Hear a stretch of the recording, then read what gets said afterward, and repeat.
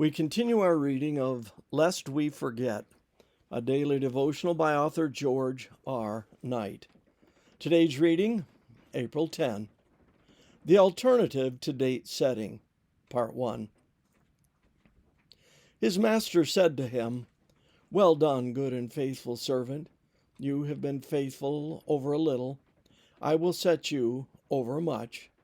Enter into the joy of your master." Matthew 25:21. Matthew 24 and 25 is a strange sermon. It finds the disciples inquiring of Christ about the destruction of the temple and asking for a sign regarding his return and the end of the age.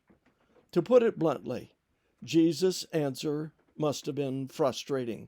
For one thing, he provided a list of signs that occur in every age, such as wars, earthquakes, and famines, and then goes on to say that the end is not yet, that all this is but the beginning of the birth pangs. Matthew 24:6 and 8. Beyond that, Jesus mixed together events related to the destruction of Jerusalem in AD 70 and the Second Advent. And if that wasn't enough, he told them that no one except God knows the time of the event. Verse 36. Jesus concludes his presentation on the request for a sign with the admonition to watch therefore, for ye know not what hour your Lord doth come. Verse 42. He might as well have said, don't worry about the time. At that point in his sermon, Jesus moves beyond signs to what he most needed to tell his end as soon as possible desiring disciples. Beginning in verse 43, Jesus sets forth 5 parables that move progressively toward what they most need to hear, rather than what they most want to hear. That is how near the end is.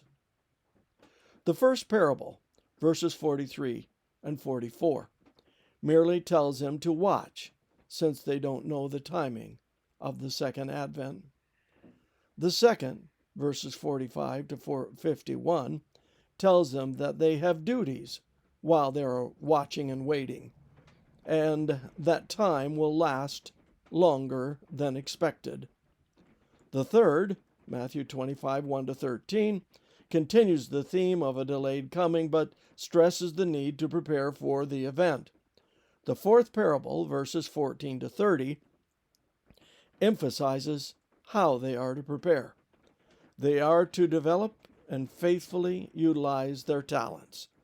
And the climactic parable, the one about the sheep and the goats, verses 31 to 46, explicitly states the essential nature of their working while they are waiting and watching. In other words, Jesus directs the whole discussion away from the excitement over time and toward present duty. John Wesley, the founder of Methodism, caught Jesus' point. When someone asked him what he would do today if he knew for sure that Jesus would come tomorrow, he replied that he would do just what he had planned. Lord, help us to realize that being ready is not excitement, but the responsible doing of your will as we live in this world. This concludes our reading today of Lest We Forget.